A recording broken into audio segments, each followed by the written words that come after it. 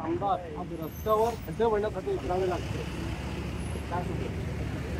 नाही, आमदार हा जनतेचा सेवक आहे आणि आपल्या मतदारसंघामध्ये ज्या समस्या निर्माण होत आहेत त्या समस्या ज्या आहे, हा वाडा भिवंडी रोड आहे, हा एक रोड आहे, असे 5 रोड जे आहेत त्या 5ही रोड संदर्भात शासनाकडनं ते रस्ते दुरुस्त करणं, त्याच्यावर पडलेले खड्डे ज्या ज्या एजन्सी आहेत त्यांच्याकडनं करून घेणं आणि जो प्रश्न या ठिकाणी उपस्थित झालेला आहे का कोण ठेकेदार हा राजकीय पक्षामधला नेता आहे किंवा त्या पक्षामध्ये तो आला म्हणून त्याच्यामुळं त्याला पाठीशी घातलं जाईल। प्रमोद पवार जे आहेत त्यांनी जे काय या रस्त्याबाबतची त्यांची भूमिका मांडलेली आहे त्या भूमिकेमध्ये शिवसेनेचे नेते, उपमुख्यमंत्री, माजी मुख्यमंत्री एकनाथजी शिंदे साहेब या महाराष्ट्रामधला कुठलाही ठेकेदार, कॉन्ट्रॅक्टर आणि कुठली एजन्सी ज्यांना काम मिळालेलं आहे त्यांनी काम त्यांनी प्रामाणिकपणे केला पाहिजे।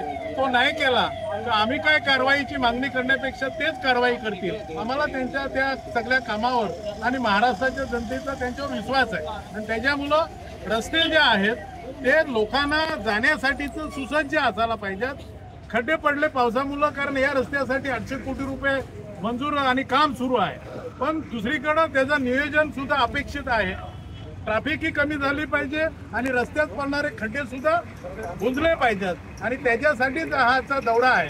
8 दिवसाच्या आतमध्ये हे जे रस्ते खड्डे व्यवस्थितरित्या पार नाही पडले तर कलेक्टर, SP आणि सगळ्या यंत्रणा, NHI सगळ्या डिपार्टमेंटच्या बरोबर 3 दिवसाच्या आतमध्ये याची मीटिंग होईल। त्याच्या याच्यामध्ये सुद्धा सगळ्या यंत्रणांना पूर्ण विधानसभेमध्ये असलेल्या रस्त्यांबाबत सगळ्यांना सूचना केल्या जाणार आहेत आणि अगदीच या सगळ्या गोष्टीत पार नाही पडल्या तर आमदार आणि मी स्वतः हा जो रस्ता जो आहे लोकांना येण्या जाण्यासाठी आमच्या पैशामधनं दुरुस्त करून देऊ।